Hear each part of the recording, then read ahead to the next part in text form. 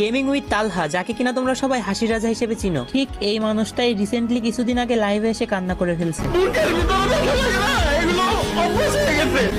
ঘটনাটা হয়েছিল এরকম, তালহা ভাইয়ের একটা ফ্যান তাকে নিয়ে একটা ভিডিও বানাইছিল। সেই ভিডিওটা অনেকটা এরকম ছিল। देखो मुझे कोई और पसंद आ गया है, ब्रेकअप कर ले। उसने मुझे छोड़ दिया।